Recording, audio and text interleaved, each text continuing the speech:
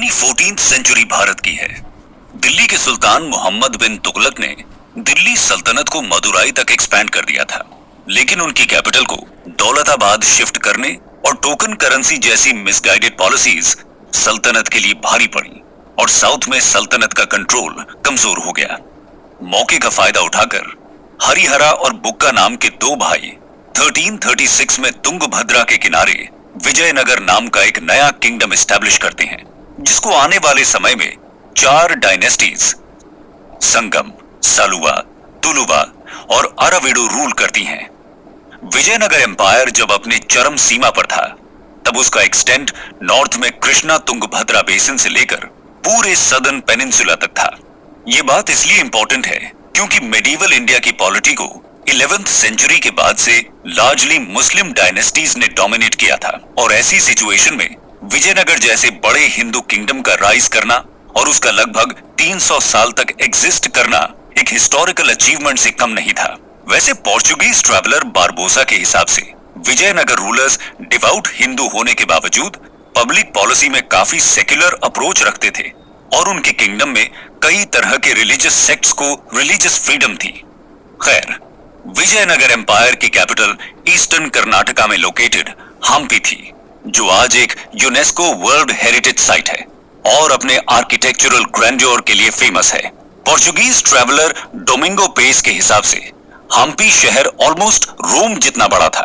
Persian ambassador Abdul Razzaq तो ये तक कहते हैं कि पूरी दुनिया में उन्होंने हम्पी जैसा दूसरा शहर देखा ही नहीं। इस वीडियो में हम देखेंगे विजयनगर एम्पायर के 300 साल का ग्लोरियस इतिहास और उसके डाउनफॉल की कहानी। हम देखेंगे कि जब नॉर्थ इंडिया तैमूर और बाबर के इन्वेजन से केओस में था, तब कैसे विजयनगर हर रोज नई हाइट्स को छूते हुए साउथ इंडिया का अनडिस्प्यूटेड किंगडम बना हुआ था। ये उस विजयनगर की कहानी है जिसके एक राजा कृष्णदेव राय को खुद मुगल एम्परर बाबर अपने दौर के इंडिया का सबसे पावरफुल राजा बताते हैं। Political history.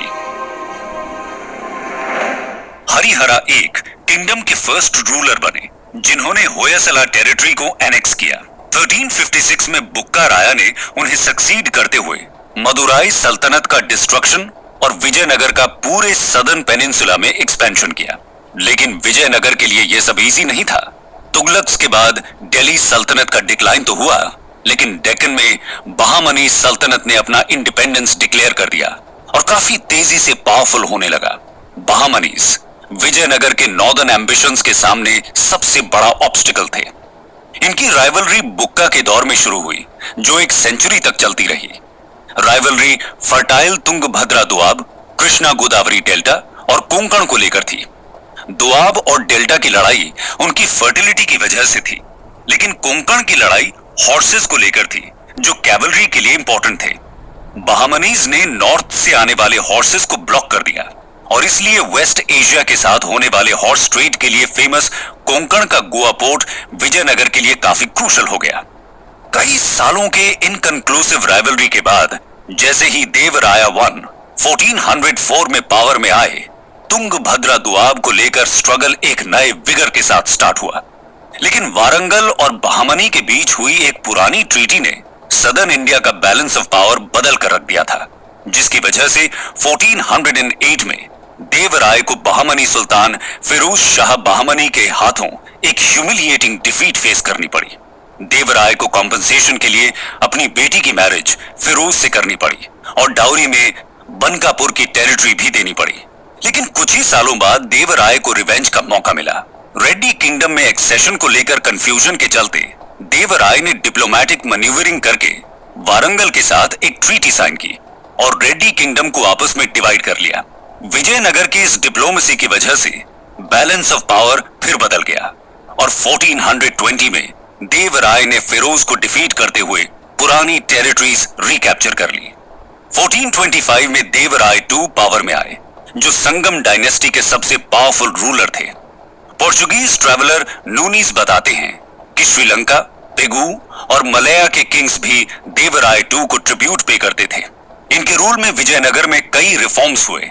बहामनीज की मेन पावर उनके मुस्लिम आर्चर्स और कैवलरी की वजह से थी।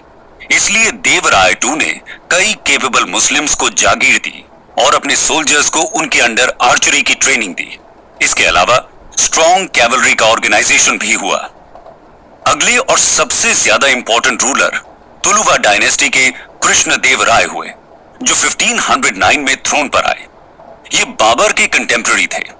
कृष्णदेव राय के दौर में विजयनगर की प्रॉस्पेरिटी अपने जेनिथ पर थी और डोमिंगो पेस जब हम्पी का कंपैरिजन रोम से कर रहे थे, तब यहां कृष्णदेव का ही रूल था। पेस बोलते हैं कि कृष्णदेव एक एबल मिलिट्री जनरल भी थे, जो बैटल को फ्रंट से लीड करते थे और अपने इंजर्ड सोल्जर्स का ध्यान पर्सनली रखते थे। इसलिए कृष्णदेव ने तुंगभद्रा दोआब के झगड़े को फिर से जिंदा करते हुए उड़ीसा के गजपति और बहमनीस के सक्सेसर स्टेट बीजापुर सल्तनत पर बड़ी विक्ट्रीज पाई। कृष्णदेव के दौर में पोर्चुगीज की इंडिया में एंट्री हो चुकी थी, जिनके गवर्नर एल्बक्यू कृष्णदेव के काफी अच्छे रिलेशंस थे।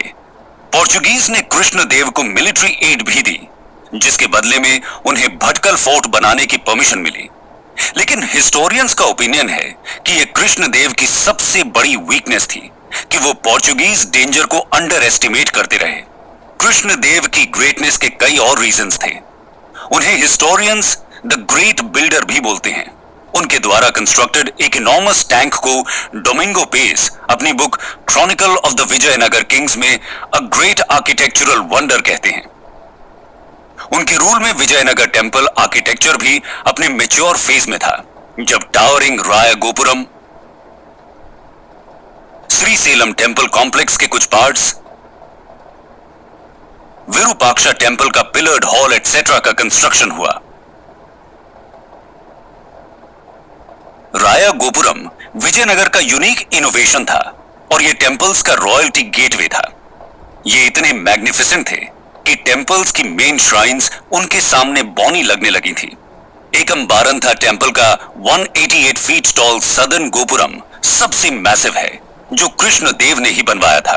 कृष्णदेव के रूल को historians golden age of literature भी बोलते हैं, क्योंकि वो खुद एक नोटेड स्कॉलर थे और उन्होंने अमुक्त मलयादा नाम की तेलुगु पोएट्री का कलेक्शन और जंबावती कल्याणम, मदलसा चरिता और सत्यवाड़ू परिणाया जैसे संस्कृत वर्क्स प्रोड्यूस किए। इसके अलावा उनके दौर में तेलुगु, कन्नड़ा और तमिल पोएट्स को काफी सपोर्ट भी मिला, जिनमें तमिल पोएट हरिदासा और कन्नड़ा स्कॉलर मल्लन नार्या काफी इंपॉर्टेंट नेम्स हैं। कृष्णदेव लिटरेचर को इतना वैल्यू करते थे कि उनके कोर्ट में 8 तेलुगु पोएट्स और स्कॉलर्स थे, जिनको अष्टदिग्गज कहा जाता है। इन अष्टदिग्गजों में साउथ इंडिया के बीरबल कहे जाने वाले तेनाली रामा भी थे, जो अपनी इंटेलिजेंस के लिए फेमस हैं। Architecture of Hampi. विजयनगर के पॉलिटिकल गेन्स के अलावा उसका आर्किटेक्चर ग्रैंडियर भी उसे एक ग्रेट एम्पायर बनाता है, और यही वजह है कि हम्पी आज एक वर्ल्ड हेरिटेज साइट है। हम्पी के रूइंस में विजयनगर की ग्लोरी और उसके डिस्ट्रक्शन दोनों की स्टोरीज दिखती हैं। यहां पर 1600 से ज्यादा स्ट्रक्चर्स हैं।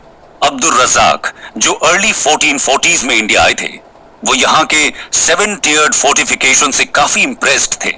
फोर्ट के अंदर कैपिटल सिटी के अलावा एग्रीकल्चरल लैंड और कैनाल्स भी थे, जिसका स्ट्रेटेजिक रीजन वॉरफेयर के टाइम फूड सिक्योरिटी को इंश्योर करना था।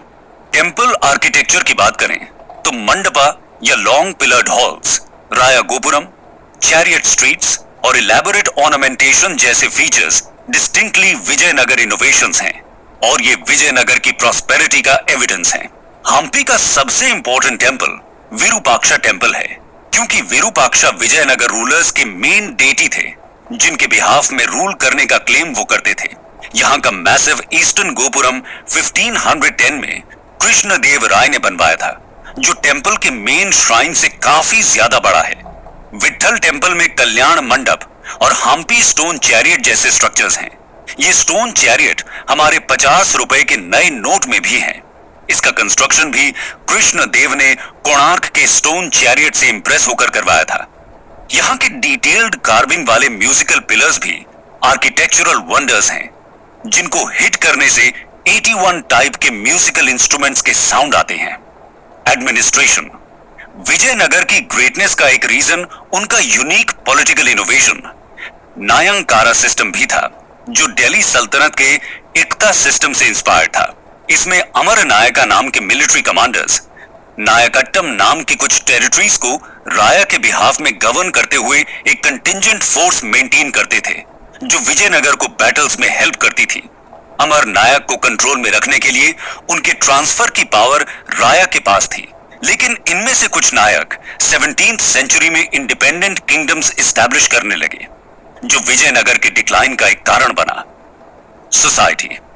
सोसाइटी की बात करें तो विजयनगर में एक यूनिक सोशल स्ट्रक्चर था, जहां वैष्णवाइट्स को राइट हैंड कास्ट और शैवाइट्स को लेफ्ट हैंड कास्ट में रखा जाता था। वुमेन की पोजीशन रिलेटिवली बेटर थी, क्योंकि कई लर्नेड वुमेन अकाउंटेंट और जजेस की पोजीशन होल्ड करती थी। लेकिन नूनीज देवदासी, पॉलीगैमी, चाइल्ड मैरिज और सती के एग्जिस्टेंस की भी बात करते हैं। इकोनॉमी की बात करें तो किसी भी मेडिवल किंगडम की तरह विजयनगर का भी main source of revenue land revenue ही था। लेकिन professional tax, property tax, industries tax etcetera भी एग्जिस्ट करते थे। विजयनगर का मार्केट भी उसकी प्रॉस्पेरिटी को दिखाता है। पेस बाजार का एक ब्यूटीफुल डिस्क्रिप्शन देते हुए बोलते हैं कि वहां दुनिया की हर चीज मिलती थी, from precious stones two things of basic necessity. इसके अलावा विजयनगर डायमंड एक्सपोर्ट के लिए भी फेमस था। नूनीज यहां की डायमंड माइंस को वर्ल्ड की रिचेस्ट माइंस बताते हैं। Disintegration and the fall of empire. Vijayanagar की प्रॉस्पेरिटी इतनी ज्यादा थी कि शायद ही कोई इसके डाउनफॉल को इमेजिन कर सकता था। But just like other great empires, Vijayanagar का एंड भी इनएविटेबल था। कृष्ण देव राय की 1529 में डेथ के बाद अच्युत देव राय और अलिया राम राय के बीच सक्सेशन का स्ट्रगल स्टार्ट हुआ, जिसका फायदा उठाकर डेक्कनी सुल्तान इस पावर स्ट्रगल में इंटरवीन करने लगे और एम्पायर को काफी नुकसान हुआ। अच्युता की 1542 में डेथ के बाद राम राय की हेल्प से सदाशिव राय पावर में आया, जिसने अरविडू डायनेस्टी को एस्टैब्लिश किया। बट रियल पावर राम राय के पास थी। राम राय ने कई सक्सेसफुल बैटल्स लीड किए और बीजापुर, गोलकोंडा और अहमदनगर को ह्यूमिलिएटिंग डिफीट्स फेस करने पड़े। इन ह्यूमिलिएटिंग डिफीट से नाराज 1565 में बीजापुर, गोलकोंडा और अहमदनगर ने एक यूनाइटेड फोर्स के साथ विजयनगर को बैटल ऑफ तालिकोटा में कंप्लीटली डिस्ट्रॉय कर दिया और यह बैटल इंडियन हिस्ट्री का एक वाटरशेड इवेंट बन गया। बैटल ऑफ तालिकोटा के बाद विजयनगर की कैपिटल पेनुकोंडा शिफ्ट कर दी गई और किंगडम अगले 100 इयर्स तक एग्जिस्टेंस में रहा। लेकिन कई अमर नायकों के इंडिपेंडेंट किंगडम्स के इमर्जेंस से अब राया की पावर इनसिग्निफिकेंट और विजयनगर की ग्लोरी के दिन खत्म हो चुके।